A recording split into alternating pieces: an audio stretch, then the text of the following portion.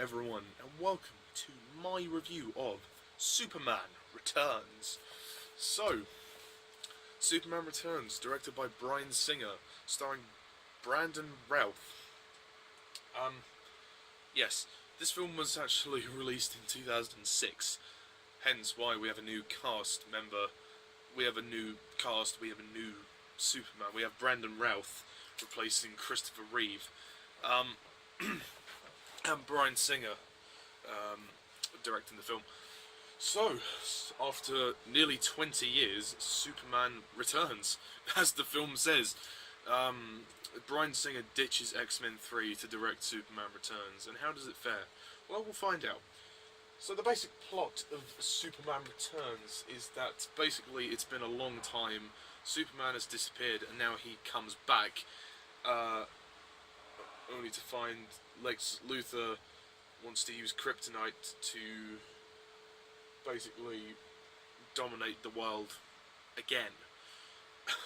Meanwhile, you've got this other emotional drama going on with Lois Lane. She's now married to Richard White, who is Perry White's nephew, and they have a son, and there's all that going on, and Superman is trying to bring himself back into the world, and yeah, that's all in all, that's pretty much it. There's nothing else really to say about Superman Returns.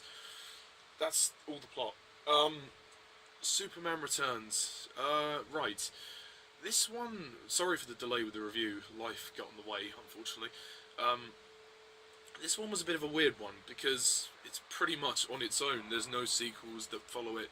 It is kind of a sequel. It is a sequel, essentially. It's Superman 5. Superman Returns is basically the true Superman 3. Yeah, it is. That's not to say it's brilliant, but heck, it's better. It's easily 10 times better than the last two movies, at least. Superman Returns. Well, overall, I think it's a pretty good film. Yeah, it's good. It's good. My opinion of it initially kind of was a bit I was a bit unsure about this when I first saw it at cinema. I'd never really been that into Superman at the time that I saw this. I did actually go and see this at the cinema 10 years ago. It was during a time, I remember now actually, it was summer 2006, so it was about 10 years ago. And me and my family were actually going to see Pirates of the Caribbean, Dead Man's Chest. We wanted to see that, but unfortunately it was fully booked, so we had to go and see Superman Returns.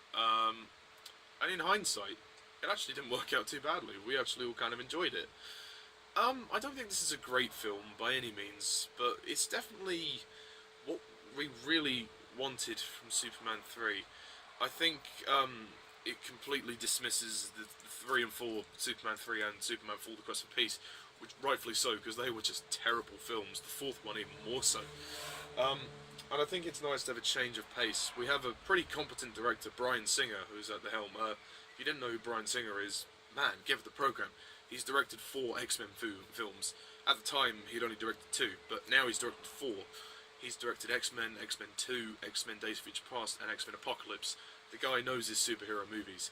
And boy, oh boy, does he give you a superhero movie. I like this film very much in the sense that there's a lot of drama to it. I think there's a lot of drama here that's well done. I'm not particularly keen on the villain's plot, but the core emotional drama between Superman, Lois Lane, Richard, and the son, I think, is strong. It's strong. It's nice to kind of see that there's a Superman's possible, he might possibly have a son. He has a son, which is interesting. They don't really explore it too much though, which is a shame. I would have liked them to have explored it a lot more. We have a couple of moments where you see that the kid is not all he seems to be, which is interesting. And there's like tension. There's a love triangle going on between Clark / Superman, Lois, and Richard. Obviously because he's married to her. It's James Marsden, who actually also was in X-Men 3, but only had his cameo in X-Men 3 and then came on to Superman Returns. So there we go. I hope he got paid for both of them.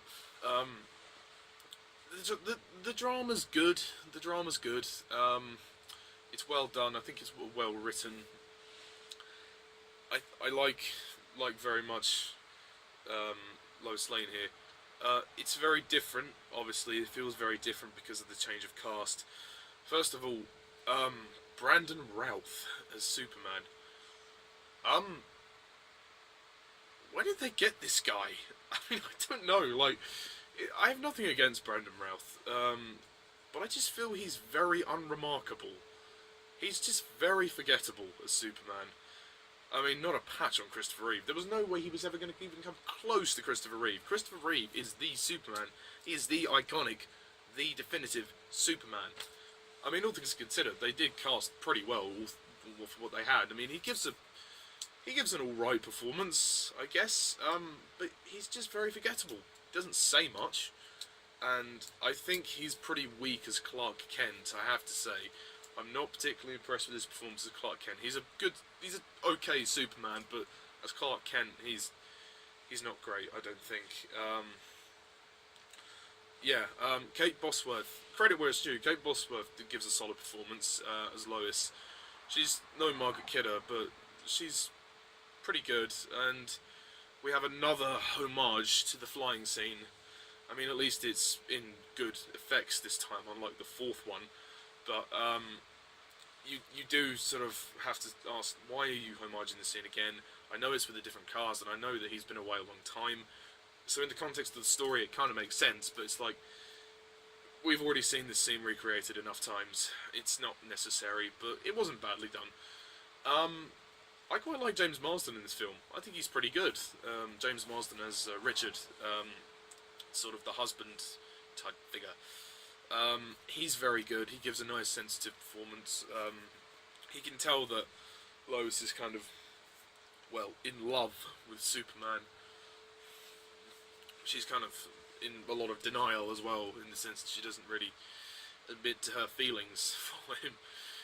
Which is, it's an interesting dilemma. It's a love triangle dilemma. I mean, we've kind of seen it in the fourth one, but it's not as, well, it's better than it is in the fourth one. So yeah. Also, the other cast, we have Kevin Spacey. Yeah, Kevin Spacey's in this film. He plays Lex Luthor. He is absolutely fantastic. I think Lex Luthor is probably the standout person in this film. I think Kevin Spacey is the standout cast member. I think he's the best performance.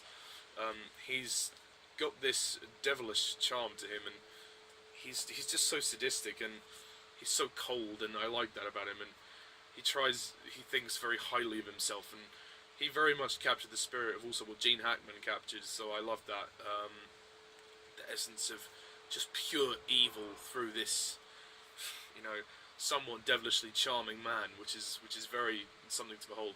I liked Kitty as well.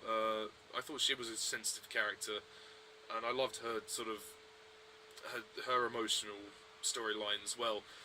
That's the one thing about Bryan Singer as a director. He's very good at giving emotional depth, and I think with this film he succeeded with that.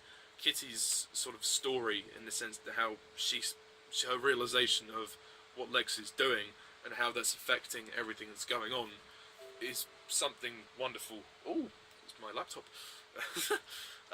Particularly in the scene towards the end of the film where Superman is being beaten up and almost like stabbed with the kryptonite by Lex, which I think is a powerful scene. That what's good about Superman Returns is that it shows Superman at his most vulnerable. He has to. I mean, it's a bit quick, the sudden turnaround, but the moment when he loses his powers, and you really feel the weight of vulnerability now on his shoulders. He's now vulnerable. He can't do anything to overcome his weakness. Which I think was fantastic.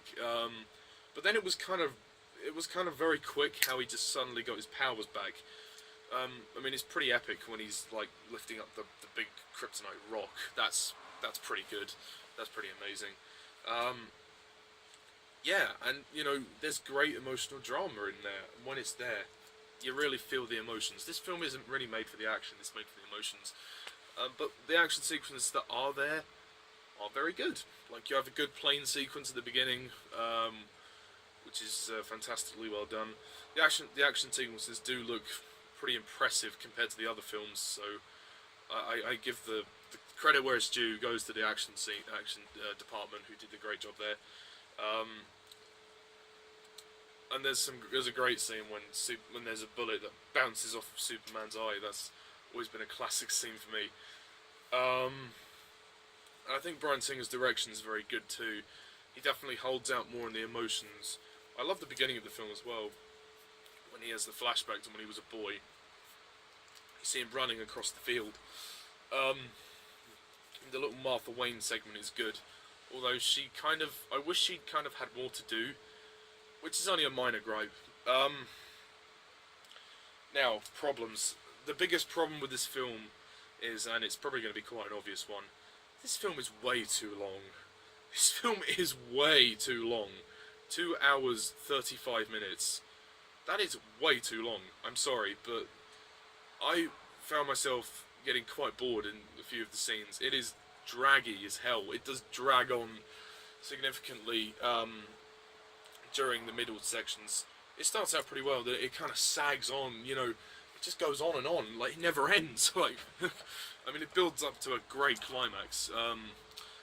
And I just wish they would have explored. I mean, because the film is so long, you'd think they'd explore other things, like, the whole plot with Superman's son. It's barely focused on, and just the Martha Wayne stuff. There's barely focused on, and the Daily Planet. They barely put any focus into that. They didn't put any effort into that.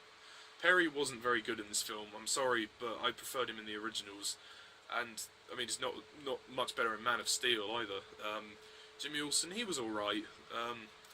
They just put so much focus on that emotional drama with Superman, Lois, and Richard, and the kid, which is nice, but there wasn't enough focus on Lex and his plan. And his plan is just, again, it's another retcon from the first movie. It's like, how many more times are we going to have to rip off the other movies? I mean, at least this film is kind of tastefully done. It's done better than it is in Superman 4, at least. Again, these are not major issues, and I do like the end of the film when Lois goes to visit Superman in the hospital. I just feel that there are so many more things that could be improved upon, though. It's not a bad film, by any stretch of the imagination. It's a good film, and the train set scene is quite funny. It has some good action when there is action, but if you cut at least half an hour out of the film, you'd have a much stronger film, I personally feel. I just don't think the performances are all that. I just think, because of the change of cast, and I know they couldn't really have done anything to bring the old cast back, because it was too late by then, but,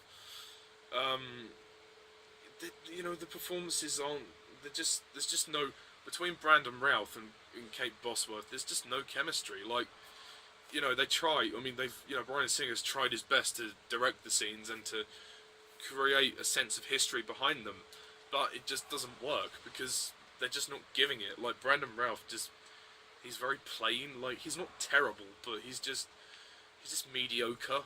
And Kate Bosworth tries, again, she tries, but it's not really, you just don't believe it like you did in the first one. You don't believe there's an actual chemistry like you did with Christopher Reeve and Margaret Kidder in the first one and the second one. With this, it has its moments. There are some strong moments, but overall, it's a bit of a mishmash of good and bad. Some great ideas, some of the execution isn't the best. The music by John Ottman is great, and again, John Williams' Superman theme is blaring in the film, which is fantastic. And they do end on a final shot with Superman flying towards the camera, but luckily he's not winking cheesily like he did in the other 4 films. Which is something Man of Steel should have taken on board. But we'll talk about Man of Steel in the next review. Overall, there's not much else to say. I think there's some great production design from the film. I love the scenes on the ship. They're good. Yeah, when Lois is shitting herself about going to see Lex Luthor. I just think the movie's too damn long. Like, if you reduced it by half an hour, you'd have a much stronger piece. I don't know, it's just way too long.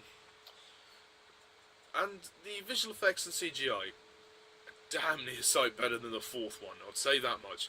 The effects, I mean, it's 10 years old, so the effects do, some of the green screen is slightly obvious, but not much. And you do get a sense of scope with this movie. I do like that they're actually given this film a sort of epic scope compared to the other films, which is good. It just and it works on dramatic weight, but it just fails slightly because of the runtime. It feels padded out, which isn't really something I wanted. So overall, I mean, Superman Returns, it's a good film. It's solid. It's a good solid entry. It's a nice sequel. It is the true Superman 3. But it isn't, in my opinion, anything fantastic. But it has great emotional depth, some great heart. Its heart is in the right place, unlike the fourth one and the third one. Its heart is in the right place, but it just misses the mark on a few things. So for that reason, I am going to give Superman Returns a 8 out of 10.